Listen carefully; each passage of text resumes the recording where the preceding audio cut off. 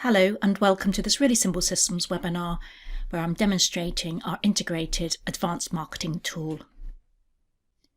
It's called the advanced marketing tool so as to distinguish it from our simple marketing tool. And the simple marketing tool is the version that's included in your CRM trial. So simple marketing is for users sending a low volume of emails. It gives you up to 5,000 emails per month and lets you easily create and send bulk emails to your database contacts. The advanced system, however, includes up to 50,000 emails per month and is designed for those looking for greater functionality. It comes with the same email designer and list feature as simple marketing, but also includes numerous additional features. There's three main parts to the program. Campaign management, which controls running your marketing campaigns and monitoring the results. Email marketing, to send emails and newsletters to your prospects and customers. And web transactions, which captures data from your website or incoming emails into your CRM. In this webinar, I'm going to demonstrate the functionality of the advanced marketing features, as well as create and send an email newsletter. So let's go into our CRM and first of all take a look at our dashboard.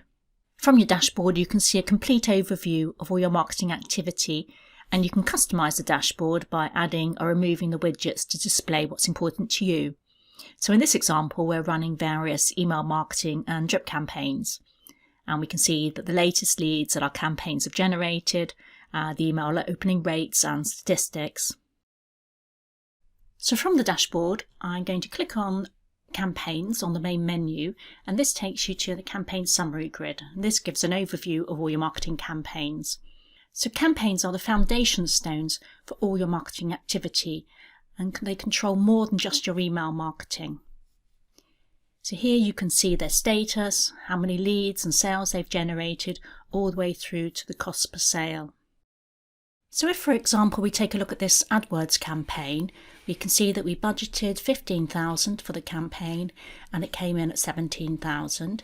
We had 8 leads generated at a cost per lead of 213. Once qualified, we took this down to 6 opportunities, and then eventually the sales team closed 3 sales at a total value of 5,060. And this gives us then our cost per sale at 567. On this table, I can sort by the various columns. So clicking on the cost per sale column, it will show me which campaigns have generated the best return on investment. So campaigns can have stages or sub-campaigns, so you can split your campaign into different customer segments, letting you send different messages to different groups or to monitor their responses separately. So if I click into this newsletter example, you can see that I've created one stage for prospects and another for customers, and they'll have a separate mailing list for each of those groups. If you don't want to create campaign stages in your campaign, you can also use the Simple Campaign option, which is the feature of our Simple Marketing tool. So this lets you simply create an email, add a list, schedule it and send. Okay, so let's move on and create an email. So from the main menu, if I click Emails, this opens up a grid of emails that I've created previously. And I can open from here a look at a previous email, or if I click in the checkbox on the left hand side and go to the More button, I can copy an email that I've created previously if I wish to. I can also create a new one from scratch by clicking the Add button, or I can add from a template. So we've got some pre-designed templates that you can use. So let's go and set up one of these. There is also an option where you can pin a design you've created previously, that you can go in and select that. Maybe you want to set up your brand identity to reuse, or using our basic layouts, you can go in and select a template here, and this opens the email designer. And here we have a design panel on the left, and over on the right hand side we've got 5 tabs that we're going to work through to design our email. So I'm going to start with the Settings tab, and the first thing then is to give the email template a name. So let's just call this one Monthly Newsletter, and and give it a subject. So the subject is what's going to appear in our customer's inbox. So I'll call this one, I'm doing a little nature theme, get close to nature, and from my account for wild nature. So let's save that one. Next, I'm going to go to the Global Style tab, and the Global Style is where you can set the design for your email. So this is your fonts and your colours, although you can still edit individual sections as well. So let's say we want to change our inner margins to 10 pixels, and maybe on the outer background we can either go in and pick a colour from the colour picker, or maybe if you wanted to, you've got a hex number that you want to use. So I've got one ready here for my design. And then I can go on and change the font size, and also the different font colour and link colour. So let's add in my font colour and my link colour.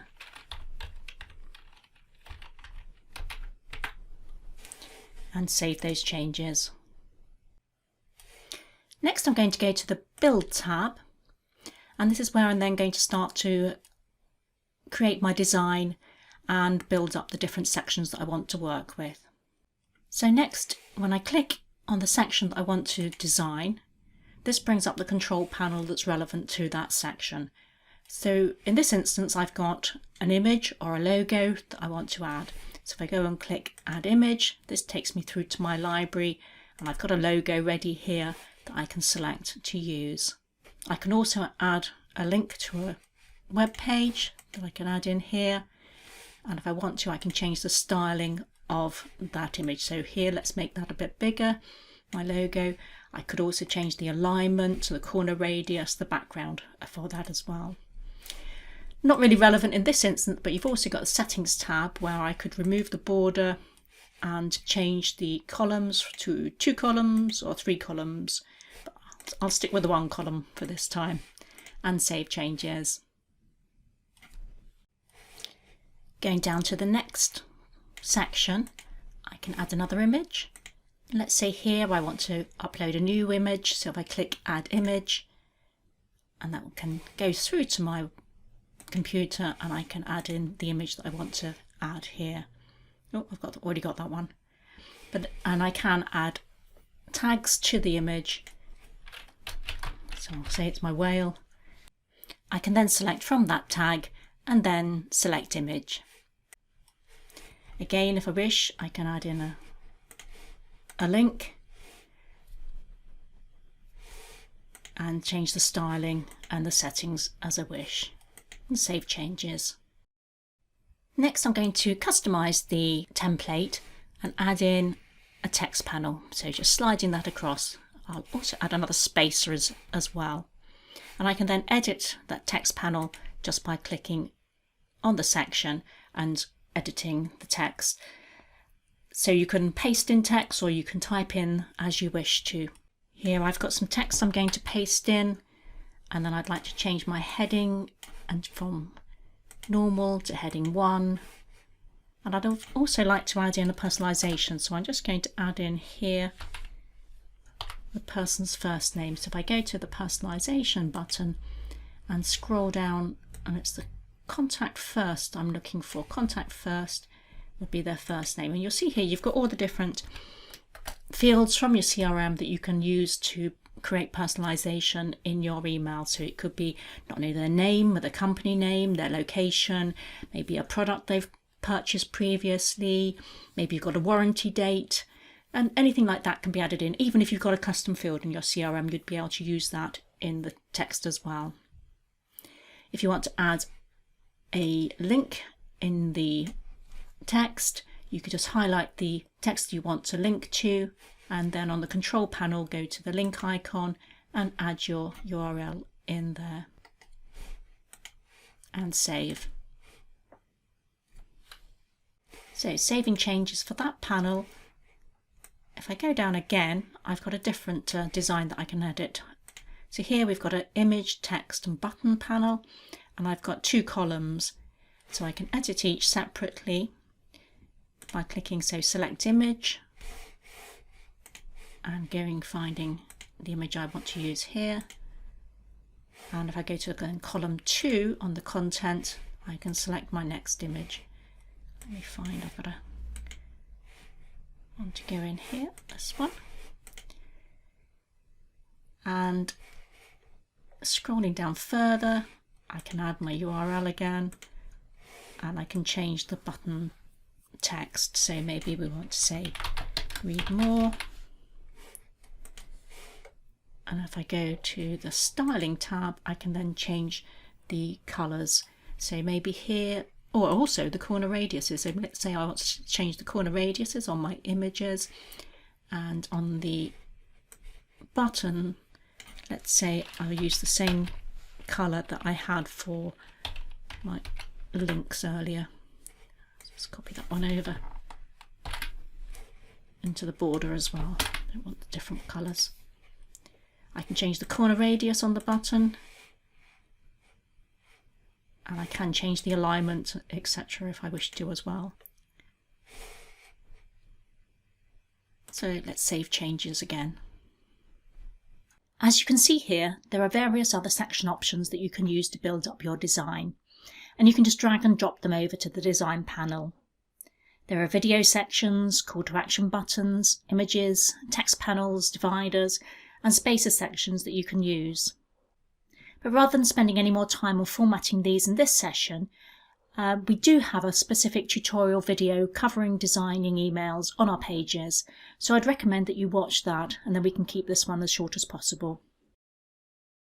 So moving on to the attachments tab, here you can upload a document, or say a coupon, or a Word document, or a PDF, and add it to your design. So that's just going to be emailed out as an attachment with your message.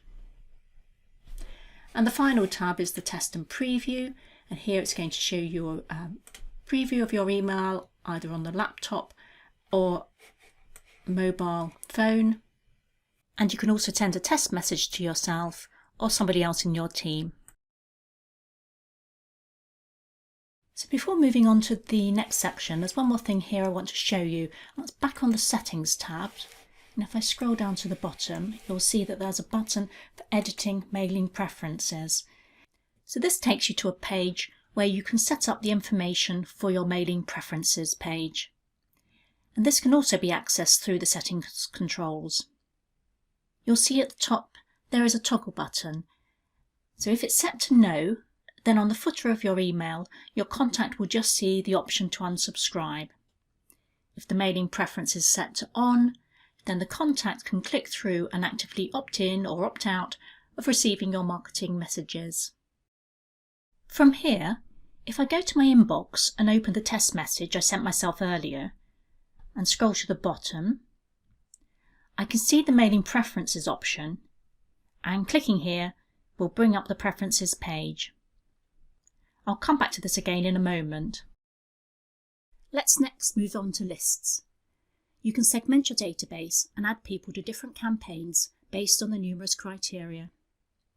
The tool gives you the option to create static mailing lists as well as dynamically populated lists, and these automatically update with any changes to your contacts at the time of mailing. These lists can also be cross-referred against the other criteria to create detailed data filters.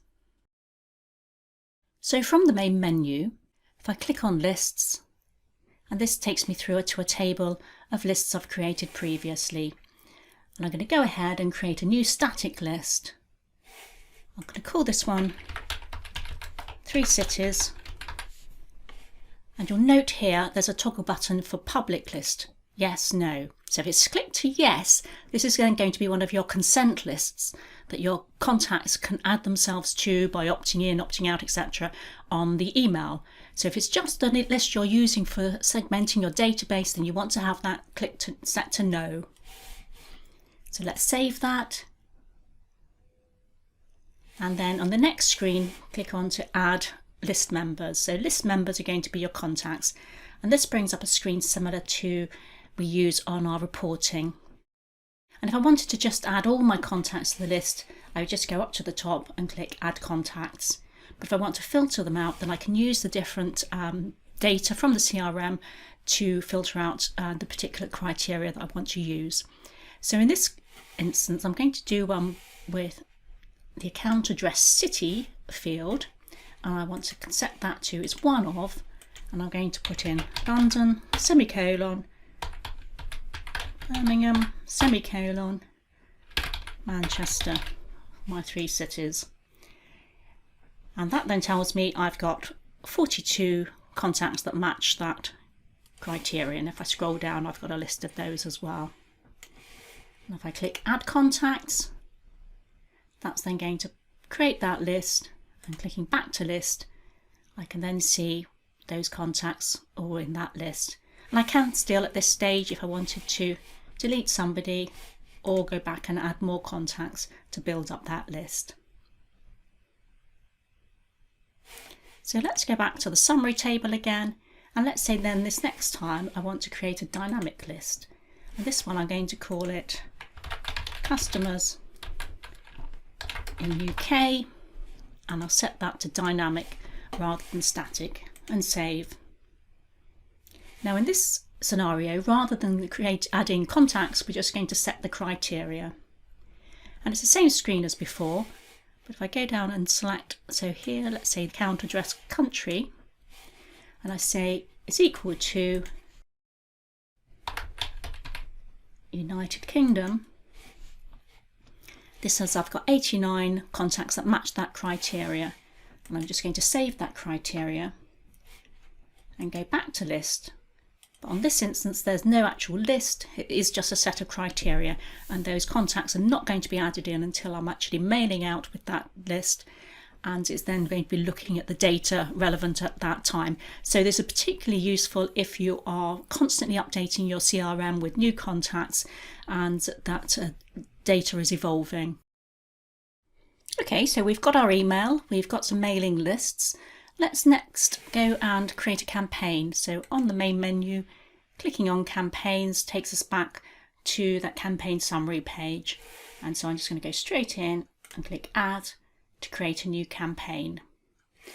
So I'm just going to give the campaign a name. So let's call this one Spring News. And everything else defaults to campaign type email and running. So I don't need to do anything there at this stage. But if I save and create a stage, this is then where I'm going to set up my email. So let's say I first of all do a stage for customer, and I go and find the email created earlier. And then save and add members. So here I can either go down to the bottom and find the list that I created earlier, for example, or I could use data filters to segment against the different criteria that we've got in the database. So let's say we don't have a list at this stage, and again, if I wanted to add all my contacts, I could just click add contacts, and that would put all the database into that campaign stage.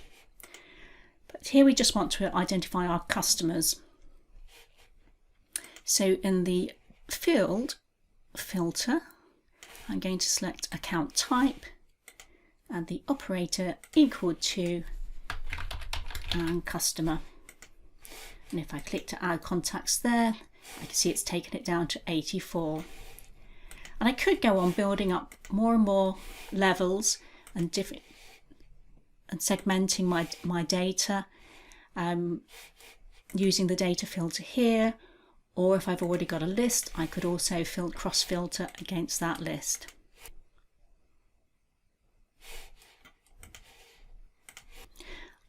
I can also use campaign filters. So maybe I've mailed them previously and I want to see if I want to run a follow-up email. So let's say I was to do this one and look at customers who have clicked through from a previous campaign.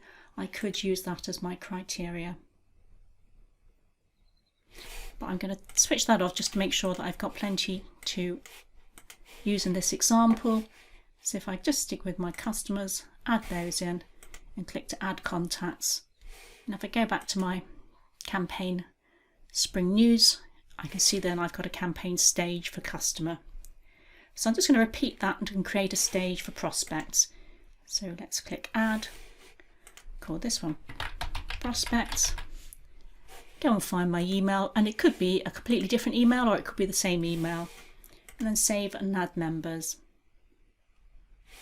So let's go again, account type equal to prospect, or indeed it could be a list that we've already created. And if you're wanting to mail a consent list, then you can also select your consent list from here. So for example, we've got one called newsletter consent, and I could add that in. And if I've got regions that are both compliant with data protection and GDPR, I could select to include them or not include them using this option here, so or is not subject to GDPR, for example. Again, just to make sure I've got plenty of data to play with, I'm going to leave that filter off and just add the contacts to that stage. And so here you see I've got my customers and my prospects, and if I click through on one of these, you'll then see that I've got a list of those contacts. And again, if I wanted to, I could edit people at this stage or go back in and add more people indeed. The final part of the jigsaw is to schedule and send our message. So if I go to on the send emails on the main menu, and here we've got two options. And first I'll start with the email scheduler. And this is going to default to the latest campaign that I've created, or I could go in and select another from the list. And again, I've got the campaign stages showing customer and prospects, so I'm sending one at a time. The member status is set to selected, so that means that they've been selected but nothing yet has happened to them. And so once they've been mailed, the status will change to mailed or queued or opened, etc. And going down, you've also got the option to mail just a small batch of your list rather than necessarily all of them at once. So the actual scheduler then, you've got a date picker where you can select what dates you want to send on and what time you want it to go, and you just set that. You do also have the option to send as soon as possible, so this is then going to batch up your emails and send them in a controlled method over a period of time. So this is to make sure that the email clients like Gmail and Outlook don't see your emails as spam, so they're being sent out in a controlled fashion. You can still send yourself a test email at this point, but when you're ready to go, then you just click to add emails to queue. Then if I go back to send emails and open the monitor email queue, this is where I can see what emails I've got sent and what's waiting to go out and how the batches are running. It's not a great example, this one, because I've got a test data and lots of fake email addresses, so I'm not mailing from here other than internally for testing. But you'll get the idea that you've got a summary of the emails that you've sent and when they're due to be delivered. And if you've got any issues at any one time, you can just pause the mailer and switch it back on again very easily. So before we move on to the statistics package and website integration, I've just got a couple of little tricks to show you. So you haven't always got to work with campaigns in this way, in that you can actually add individuals. And I'm just going to show you here. If I go into an account, let's click on this one and go down to the contacts table here. So David here, if I click on the checkbox and go to the More button on the right, I could opt to add him to a list, send a campaign, or send an email. So let's say if I add him to this campaign, I can go and search for the particular campaign that I want to add him to. Let's say it was this one, and add him to a campaign. Or indeed, I could just send an email that I want to select to him and send an email there. Okay, let's move on and look at some campaign statistics. So first of all, just looking at our dashboard, we've got various widgets that are monitoring our campaigns. So you can see that we're looking at various different new leads coming in and our delivery statistics. If I go into a campaign from the campaign grid, let's take this newsletter. And I could be looking at either campaign stage or the campaign overall. But let's click through on our prospects again here. And if I scroll down, first of all, I've got a timeline showing my opens and clicks against date of what's been mailed out. And below this, I've then got my campaign delivery stats for that stage. And looking at my unique opens, so the actual individuals that have opened or clicked through on my email, the total sent, delivered, opened, etc. And also our open rates and click-through rates. Just below that, we've got data for the actual links within the email and how many clicks they received. And if I click on one of these, it opens up a list of people who actually clicked through. If I go back, and then below that, I've got the campaign details, which shows me a summary of all the different people that were mailed and how they responded to that campaign. And all that data is stored back to the CRM. So if I go in, let's open one of these accounts and scroll down to the campaign section, I can then see how the contact responded to all my campaigns. So as well as the marketing people being able to see what's been going on, your salespeople will also be able to access this data and see who's been engaged with your product and how they're responding. The final section that we're going to look at today is our website integration features. So these are tucked away in the settings controls, so on the little cogs in the top right hand corner, so they will only be accessible to a system administrator. And if you go to the integrations tab here, you'll see down the bottom we've got one called Forms and Web Transactions, and these are the two we're interested in here. So let's click first on Forms. And you'll see I've got a form that I've already created called Conference Registration. So I'm going to open that up.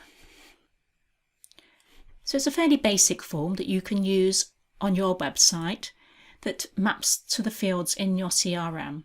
You can create the form pretty much in the same way as you would the email editor, so you can add different fields. So let's say we want to add some free text in here, or an opportunity to upload a file, maybe, this sort of thing. So you just slide over the sections. And within, say, let's click on the first name here and go to the settings, and where it says map to CRM, if I click on here, you can see that we've got the various different relevant fields that have come up, and we can map against that. So the first name is going to map against the contact first field in the CRM. And so we then just save changes. And then on publish, it's just a case of copying some code that you then just pop into the back end of your website. And that will then add that form. And then when somebody completes the form online, their details will be added to your CRM system. To show how this works, I'm just going back to the integrations page, and if I then go into the web transactions. So this is the sort of techie side of things, and you will see here I've got this conference registration as logged as a web transaction. So basically when you create the web form, it automatically creates the web transaction for you. Now it's quite a complicated form to say the least, but the important bit to look at is where you've got these field names and values up in the top right hand corner, and this is basically where you've got your form fields that are mapping against your CRM fields. Down the left hand side there's a number of controls that are saying what it wants you to do, so whether to create an activity, to create a task, to create an opportunity, or to add it to a campaign. So there's lots of different options there you can use to control what's going to happen with that web transaction. The beauty of using the integrated form is that the system creates that all for you. But you can also use your own form where maybe you've already got some styling set up on your website.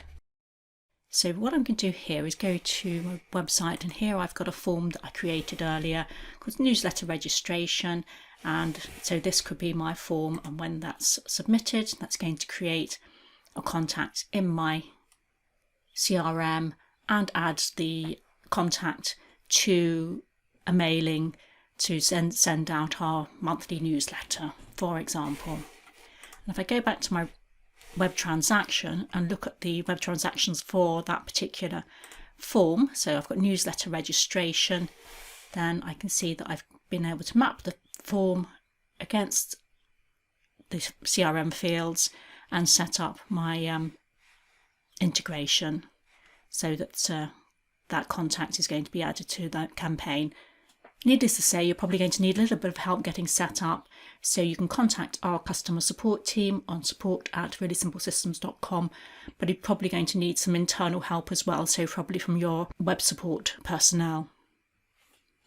Now, I mentioned there that you could add somebody from a form to a campaign, and this is what we look at as being marketing automation or drip campaigns. So if I go into my campaigns again, and I'm just going to search for a campaign I've labelled up so I can find it again. And these are created the same as any other campaign, but with a few small differences. So if I edit this one, I can just show you how that works. So the difference being that you've got a little toggle button for drip feed, yes, no. So if you set that to yes and save,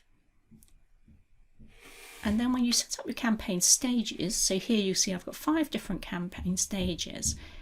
And if you see over on the right hand side, I've got these drip feed delays, and I can set the timing for when I want these emails to go out from the point of registration.